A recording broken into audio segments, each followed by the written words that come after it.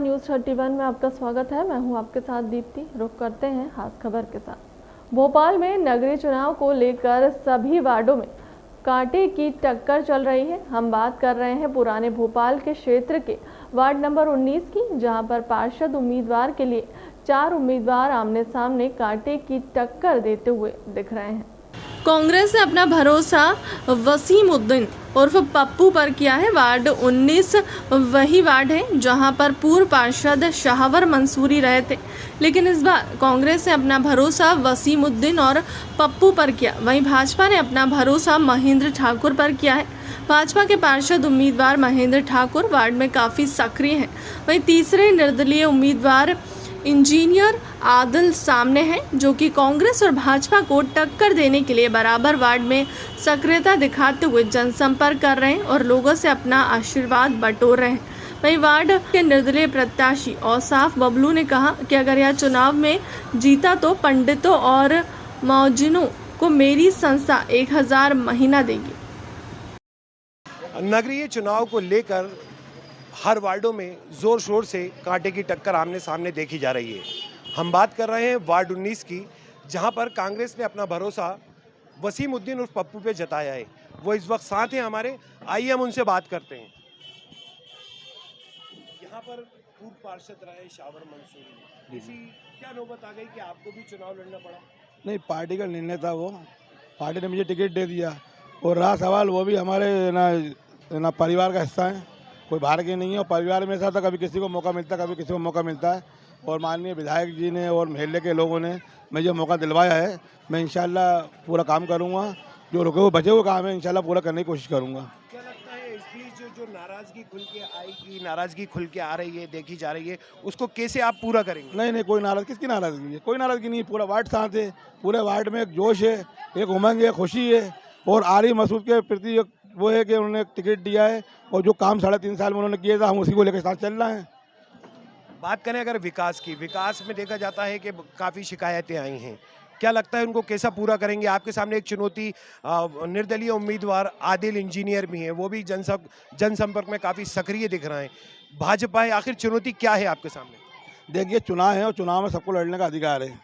चुनाव होते हैं, सभी लोग खड़े होते हैं, लेकिन क्या होता है, वार्ड की जनता ये देखती है कि काम कौन कर रहा है, जनता के बीच में कौन है। यही भारतीय जनता पार्टी के आज कैंडिडेट खड़े मेरे पड़ोस के ही हैं। जब कोरोना काल हुआ तो ये घर बैठे हुए थे और हम जैसे विधायक रोड पे थे, उसी तरह हम भी रोड पे थे। हम पूरे वार्ड की एक गली छान रहे थे, साले रोड घरों पर थे, कैसा नहीं बीमारी हो जाए। लेकिन अल्लाह का शुक्र है, हम आपके सामने खड़े हुए हैं, वार्ड के लोगों के सामने खड़े हुए हैं। वही हमारी जीत है। वार्ड हमारा परिवार है और हम उस परिवार का हिस्सा हैं। वहीं निर्दलीय जो पार्षद हैं आदिल इंजीनियर, वो भी अपनी जीत को साबित करते हुए कह रहे हैं कि हम यहाँ से जीतेंगे और जो कांग्रेस ने काम नहीं किए हैं वो मैं पूरा करूंगा। उसके लिए नहीं, 3.5 साल में माननीय विधायक जी ने कितने 10 साल के अंदर ना 2 विधायक यहाँ पर है बीजेपी के रही है। और जिस तरह रोडों की हालत देखी होगी आपने, सड़कों की हालत देखी हो, किस तरह की खराब हालत थी। आज वो पूरे 3.5 साल में रोड, आप छावनी रोड निकल जाओ, आप इतवारा निकल जाओ, आप बाल बिहार निकल जाओ, बहुत रुके हुए काम ऐसे थे जो माननीय विधायक जी ने किए हैं। वार्ड 19 में इस वक्त हम खड़े हुए हैं, जहां पर कांग्रेस और भाजपा को टक्कर देने के लिए निर्दलीय उम्मीदवार आदिल अली खान हमारे साथ मौजूद हैं। आइए, वो इस वक्त हमारे साथ हैं, हम उनसे बात करते हैं। यहाँ पर कांग्रेस पिछले बार भी कांग्रेस थी, क्या ज़रूरत पड़ गई कि आपको चुनाव यहाँ पे लड़ना पड़ा? नहीं, मुझे जो चुनाव में खड़ा करा है, यहाँ की जनता ने खड़ा करा है और यहाँ के वार्ड का विकास ज़्यादा से ज़्यादा हो, इसलिए जनता चाहती है कि एक शिक्षित पार्षद चुन के लेके आए। इसलिए मुझको मोटिवेट करके यहाँ की जनता ने खड़ा करा। इनके मोटिवेशन से मुझे ताकत मिली और मैं चुनाव के अंदर उतरा इस कंपटीशन में। क्या लगता है आपके सामने भाजपा से महेंद्र सिंह ठाकुर भी हैं और कांग्रेस से वसीमुद्दीन उर्फ पप्पू भी हैं, क्या मुद्दों के सामने आप इनको लेकर आएंगे और क्या चुनौती देंगे?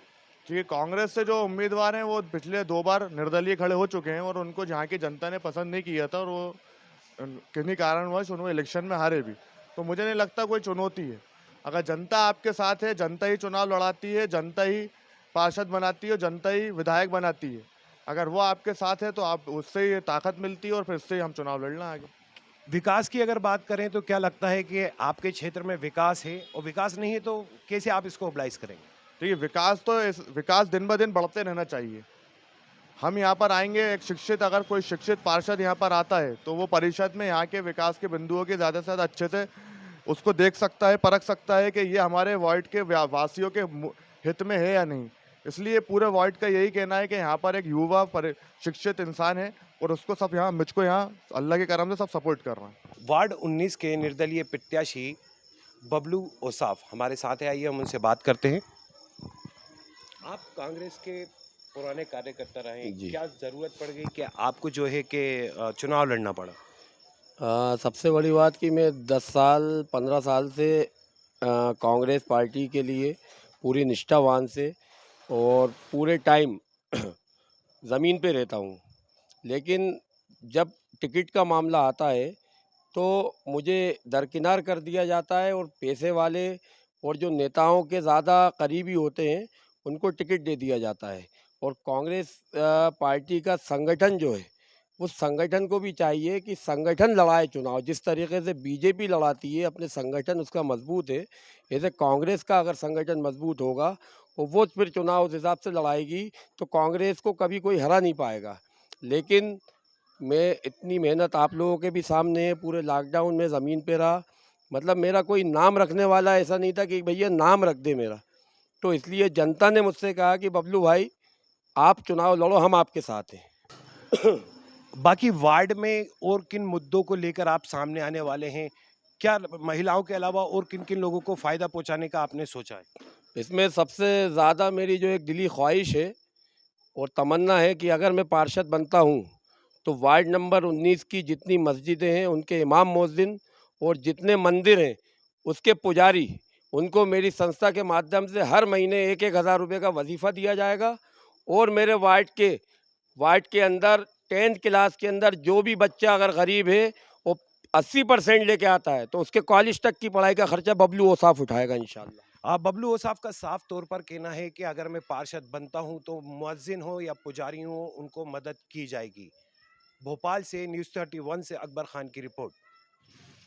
अब तक की खबरों में इतना ही। देश दुनिया की तमाम खबरों के लिए बने रहे न्यूज़ 31 के साथ। नमस्कार।